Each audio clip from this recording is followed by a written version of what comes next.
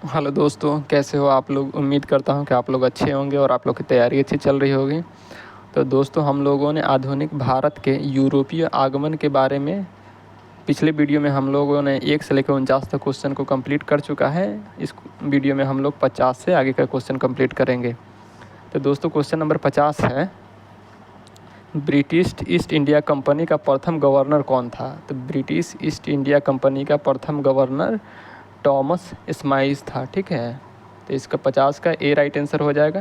Question number 51 है, captain Williams Hawkins किस जहाज़ से भारत पहुंचा था। तो कैप्टन विलियम हॉकिंस ये पहुंचे थे हेक्टेयर जहाज़ से, जो ऑप्शन नंबर ए में दिया हुआ। तो ऑप्शन नंबर ए इसका राइट आंसर हो जाएगा।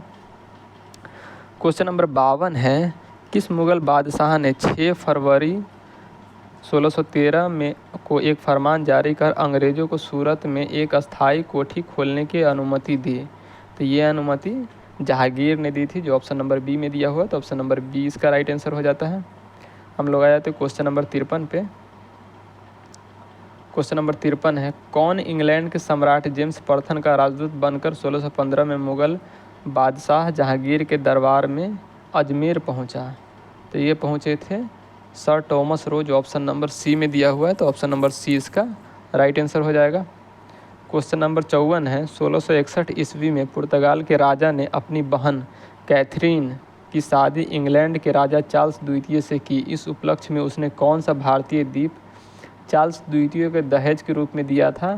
तो ये दिया था मुंबई को, जो ऑप्शन नंबर बी में दिया हुआ। तो ऑप्शन नंबर बी इसका राइट आंसर हो जाएगा। क्वेश्चन नंबर 55 है, इंटरलोपर्स थे। तो इंटरलोपर्स क्या थे। तो ये थे अनाधिकृत व्यापारियों के रूप में समुद्री लुटेरे। मतलब ये व्यापारी दिखते थे लेकिन ये एक्चुअल में थे समुद्री लुटेरे, जो ऑप्शन नंबर ए में दिया हुआ। तो ऑप्शन नंबर ए इसका राइट आंसर हो जाएगा। क्वेश्चन नंबर 56 है, 1632 ईस्वी में गोलकुंडा के किस सुल्तान ने अंग्रेज़ों के नाम सुनहला फरमान जारी कर 500 पैगोंडा वार्षिक कर के एवज में उन्हें गोलकुंडा राज्य के बंदरगाहों में स्वतंत्र पूर्वक व्यापार करने की अनुमति दी।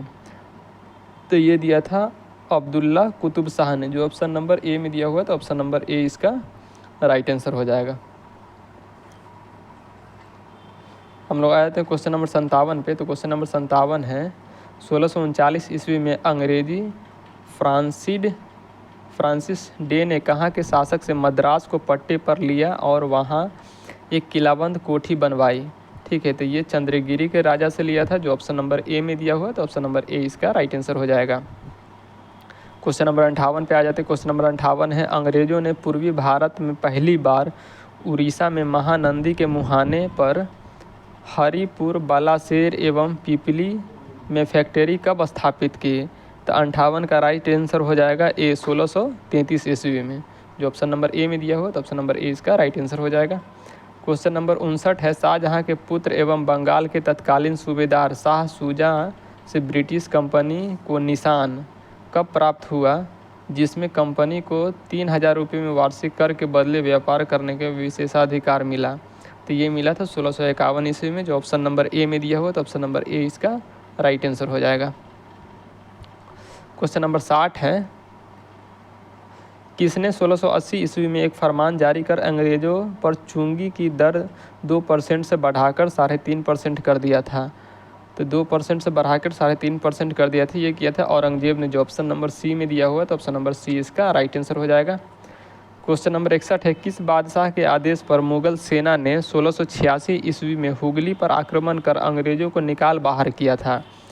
तो वो बादशाह थे औरंगजेब, जो ऑप्शन नंबर ए में दिया हुआ। तो ऑप्शन नंबर ए इसका राइट आंसर हो जाएगा। क्वेश्चन नंबर 66 है, किस मुग़ल बादशाह ने अंग्रेज़ों को 1.5 लाख रुपये मुआवजा के तौर पे वसूल किए थे। तो ये 1.5 लाख रुपये मुआवजा के तौर पे वसूल करने वाले बादशाह थे औरंगजेब, जो ऑप्शन नंबर सी में दिया हुआ। तो ऑप्शन नंबर सी इसका राइट आंसर हो जाएगा। क्वेश्चन नंबर 63 है, अंग्रेज़ों को सूतानाती, कालीकाता एवं गोविंदपुर नामक 3 गांवों की ज़मींदारी खरीदने की अनुमति देने वाला बंगाल का मुग़ल सूबेदार था। तो बंगाल का मुग़ल सूबेदार कौन था, शाह अजीम उस शान, जो ऑप्शन नंबर डी में दिया हुआ। तो ऑप्शन नंबर डी इसका राइट आंसर हो जाएगा। अब हम लोग आ जाते हैं क्वेश्चन नंबर 64 पे। क्वेश्चन नंबर 64 है, अंग्रेजों ने सूतानाती, कालीकाता एवं गोविंदपुर की ज़मींदारी कितने में खरीदी थी? तो ये खरीदी थी 1200 रुपये में, जो ऑप्शन नंबर ए में है, तो ऑप्शन नंबर ए इसका राइट आंसर हो जाएगा। क्वेश्चन नंबर 65 है, भारत में ब्रिटिश उपनिवेश के दौरान नए शहरों का प्रादुर्भाव हुआ। कलकत्ता, जो अब कोलकाता है, उन प्रथम शहरों में से एक था। निम्नलिखित में से कौन से गांवों को मिलाकर कलकत्ता शहर बना था? तो कलकत्ता शहर को सूतानाती, कालीकाता, गोविंदपुर गांवों को मिलाकर बनाया गया था, जो ऑप्शन नंबर सी में दिया हुआ है, तो ऑप्शन नंबर सी इसका राइट आंसर हो जाएगा। क्वेश्चन नंबर 66 है, 30 सितंबर 1716 में मुगल बादशाह फर्रुखसियर द्वारा ब्रिटिश कंपनी के जारी फरमान के संबंध में क्या सही है? तो पॉइंट ए में दिया हुआ है, इसके द्वारा कंपनी को केवल 3000 रुपये में वार्षिक खराज पर निःशुल्क व्यापार करने का अधिकार मिला। एकदम राइट है। क्वेश्चन बी है, इसके द्वारा कलकत्ता के आसपास के गाँवों को किराए पर खरीदने की अनुमति मिली। ये भी सही है। क्वेश्चन नंबर सी है, इसके द्वारा बंगाल के शाही मुद्रणालय के सिक्का ढालने की अनुमति मिली। ये भी सही है। मतलब उपर्युक्त, मतलब ए बी सी तीनों सही है, तो इसका राइट आंसर डी हो जाएगा, जो ऑप्शन नंबर उपर्युक्त सभी है। अब हम लोग आया थे क्वेश्चन नंबर 67 पे। क्वेश्चन नंबर 67 है, किसके द्वारा जारी फरमान को अंग्रेज ऑर्म ने बंगाल में ब्रिटिश व्यापार का मेगना कांटा बनाया? तो ये बनाया था फर्रुखसियर द्वारा जारी फरमान को, जो ऑप्शन नंबर बी में दिया हुआ है, तो ऑप्शन नंबर बी इसका राइट आंसर हो जाएगा। क्वेश्चन नंबर 68 है, निम्नलिखित में से कौन अंग्रेज जहांगीर के समय भारत नहीं आया था? तो भारत नहीं आया था तो हॉकिंस भी आया था जहांगीर के समय, पादरी एडवर्ड टेरी भी आया था, सर टॉमस रो भी आया था, लेकिन रॉल्फ फिच नहीं आया था, जो ऑप्शन नंबर डी में दिया हुआ, तो ऑप्शन नंबर डी इसका राइट आंसर हो जाएगा। क्वेश्चन नंबर 69 है, अंग्रेजी यात्री और मुग़ल बादशाह का मिलान करना है, तो जॉन मिल्टन अकबर के समय में आया था, तो ए का 1 हो जाएगा। बी का है विलियम हॉकिंस, ये जहांगीर के समय आया था। और सी का है जॉन सरमैन, ये फर्रुखसियर के समय आया था, तो ए बी सी का आंसर हो जाएगा 1 2 3, जो ऑप्शन नंबर ए में दिया हुआ, तो ऑप्शन नंबर ए इसका राइट आंसर हो जाएगा। क्वेश्चन नंबर 70 है, बंगाल में अंग्रेज़ों की कंपनी के बारे में किसने कहा? यह एक कुत्सित या नीच, झगड़ालू लोगों और बेईमान व्यापारियों की कंपनी है, तो ये कहा था शाइस्ता खान ने, जो ऑप्शन नंबर ए में दिया हुआ है, तो ऑप्शन नंबर ए इसका राइट आंसर हो जाएगा। क्वेश्चन नंबर 71 है, फोर्ट विलियम कहाँ स्थित है? तो ये कोलकाता में स्थित है। फोर्ट गोल्ड्रिया ये कहाँ स्थित है? ये स्थित है पुलिकट में स्थित है। फोर्ट गुस्तावुस ये कहाँ स्थित है? ये है चिंसूरा में। और फोर्ट लुई ये कहाँ स्थित है? तो ये स्थित है पांडुचेरी में, जो ऑप्शन नंबर डी का 4 में दिया हुआ। तो इस तरह से point A B C D का आंसर हो जाएगा 1 2 3 4, जो ऑप्शन नंबर ए में दिया हुआ, तो ऑप्शन नंबर ए इसका राइट आंसर हो जाएगा। ठीक, अब हम लोग आए थे क्वेश्चन नंबर 72 पे। क्वेश्चन नंबर 72 है, फ्रांसिस मार्टिन ने बीजापुर के सुल्तान सिकंदर आदिल शाह के अधीनस्थ वालीकोंडापुरम के मुस्लिम सूबेदार शेर खान लोदीन से पर्दुचेरी नामक एक छोटा गांव प्राप्त किया। मार्टिन ने पर्दुचेरी का विकास किसके रूप में किया? तो पर्दुचेरी का विकास पांडिचेरी के रूप में किया था, जिसका option number A right answer हो जाएगा। क्वेश्चन नंबर 73 है, फ्रांसीसियों को चंद्रनगर बस्ती किसने भेंट की? तो फ्रांसीसियों को चंद्रनगर बस्ती ये भेंट की थी शाइस्ता खान है, जो ऑप्शन नंबर बी में दिया हुआ, तो ऑप्शन नंबर बी इसका राइट आंसर हो जाता है। ठीक है, अब हम लोग आ जाते हैं क्वेश्चन नंबर 74 पे। तो क्वेश्चन नंबर 74 है, मुग़ल बादशाह ने किसे नवाब की पदवी प्रदान की थी? तो नवाब की पदवी प्रदान करने वाले नवाब के पदवी प्रदान ये डुप्ले को की गई थी, जो ऑप्शन नंबर ए में दिया हुआ, तो ऑप्शन नंबर ए इसका राइट आंसर हो जाएगा। और क्वेश्चन नंबर 75 है, डुप्ले के संबंध में क्या सही है? तो पॉइंट ए में दिया हुआ है, वह पहला व्यक्ति था जिसने भारत पर यूरोपीय साम्राज्य की नींव डाली। एकदम सही है। दूसरा है, उसने पहली बार यूरोपीय सेना को भारतीय राज दरबार में भारतीय खर्च पर नियुक्त करवाया था। ये भी सही है। पॉइंट सी में है, उसने पहली बार वे हथकंडे प्रयोग किए जो भारत को जीतने के लिए अंग्रेज़ों के मार्गदर्शक बने। ये भी सही है। मतलब उपर्युक्त सभी हो जाएगा राइट आंसर, तो आंसर 75 का डी सही है। ठीक है, आ जाते हैं क्वेश्चन नंबर 76 पे। क्वेश्चन नंबर 76 है, पांडिचेरी के गवर्नर जनरल बनने के पूर्व डुप्ले कहाँ का गवर्नर नियुक्त किया गया था? तो डुप्ले उस टाइम चंद्रनगर का गवर्नर था, जो ऑप्शन नंबर ए में दिया हुआ, तो ऑप्शन नंबर ए इसका राइट आंसर हो जाएगा।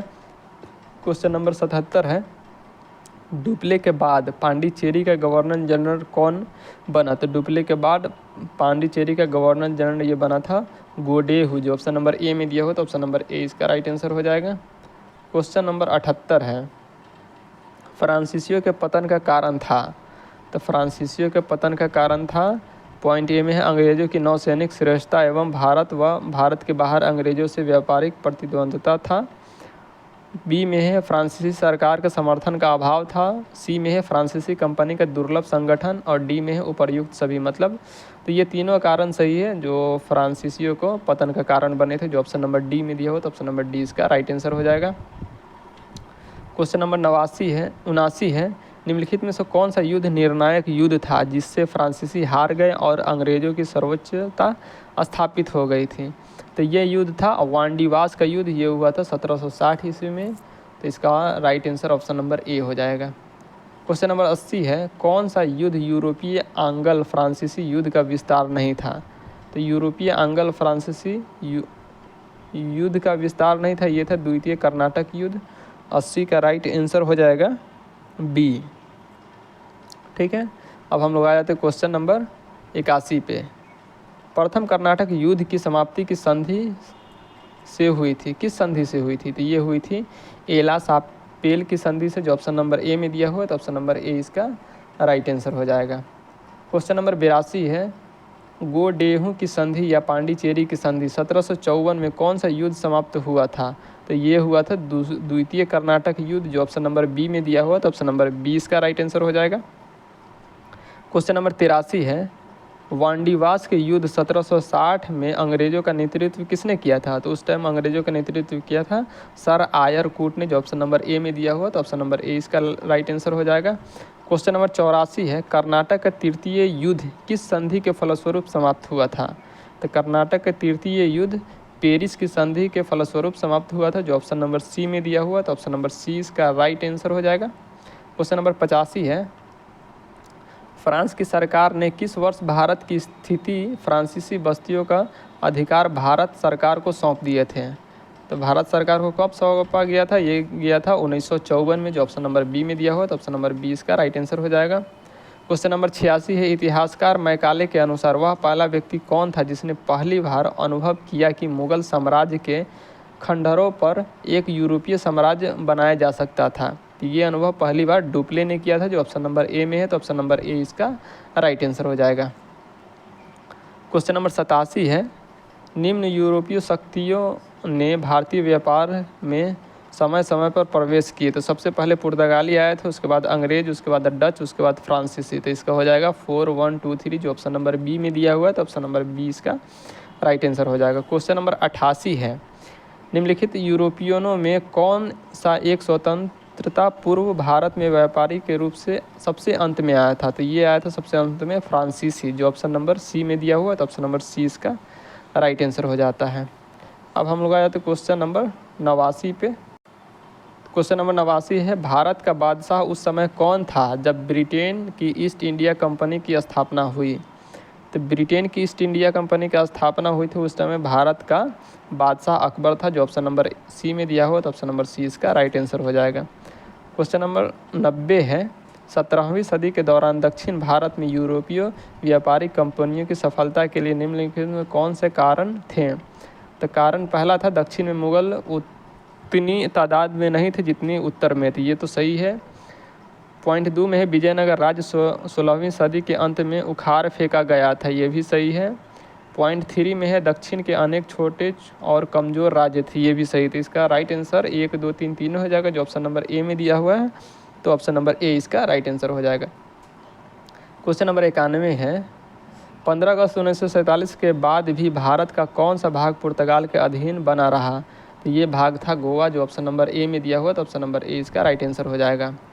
क्वेश्चन नंबर 92 है, पांडिचेरी के संदर्भ में निम्नलिखित कथनों पर विचार कीजिए। पांडिचेरी पर कब्जा करने वाले पहली यूरोपीय शक्ति फ्रांसीसी थी, एकदम राइट है। पॉइंट 2 में है पांडिचेरी पर कब्जा करने वाली दूसरी यूरोपीय शक्ति पुर्तगाली थी। ये गलत है, अंग्रेजों ने कभी पांडिचेरी पे कब्जा नहीं किया थी, ये भी गलत है। मतलब इसका राइट आंसर पॉइंट 1 है जो ऑप्शन नंबर ए में दिया हुआ है, तो ऑप्शन नंबर ए इसका राइट आंसर हो जाएगा।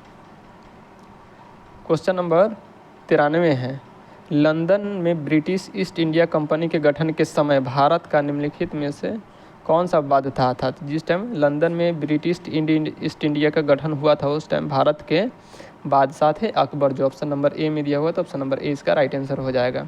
क्वेश्चन नंबर 94 है, वांडीवास के युद्ध 1760 में क्या हुआ था? तो ब्रिटिश ने फ्रेंच को हराया था, जो ऑप्शन नंबर सी में दिया हुआ, तो ऑप्शन नंबर सी इसका राइट आंसर हो जाएगा। क्वेश्चन नंबर 95 है, मद्रास में इंग्लिश ईस्ट इंडिया कंपनी के अधिवास के स्थान को किस नाम से जाना जाता है? तो मद्रास में ईस्ट इंडिया कंपनी के अधिवास के स्थान को फोर्ट सेंट जॉर्ज के नाम से जाना जाता है, जो ऑप्शन नंबर बी में है, तो ऑप्शन नंबर बी इसका राइट आंसर हो जाएगा। क्वेश्चन नंबर 96 है, 17वीं शताब्दी के पहले चतुर्थास में निम्नलिखित में से कहाँ इंग्लिश ईस्ट इंडिया कंपनी कारखाना था? तो कहाँ पे ये कारखाना था? तो ये था बहरूच में, जो ऑप्शन नंबर ए में दिया हुआ, तो ऑप्शन नंबर ए इसका राइट आंसर हो जाएगा। क्वेश्चन नंबर 97 है और इस चैप्टर का लास्ट क्वेश्चन है, मध्यकालीन गुजरात में इनमें से किस एक शासक ने दीव को पुर्तगालियों को सुपुर्द कर दिया था? तो दीव को पुर्तगालियों को शिफ्ट कर दिया था, ये किया था बहादुर शाह ने, जो ऑप्शन नंबर सी में दिया हुआ है, तो ऑप्शन नंबर सी इसका लास्ट राइट आंसर हो जाएगा। तो इस तरह दोस्तों हम लोग का इस चैप्टर का टोटल क्वेश्चन कंप्लीट कर लिए हैं और नेक्स्ट वीडियो में आगे का चैप्टर कंप्लीट किया जाएगा। तो दोस्तों अगर वीडियो अच्छी लग रही है तो वीडियो को लाइक करें, शेयर करें और सब्सक्राइब नहीं किए हैं तो चैनल को सब्सक्राइब कर लें। धन्यवाद।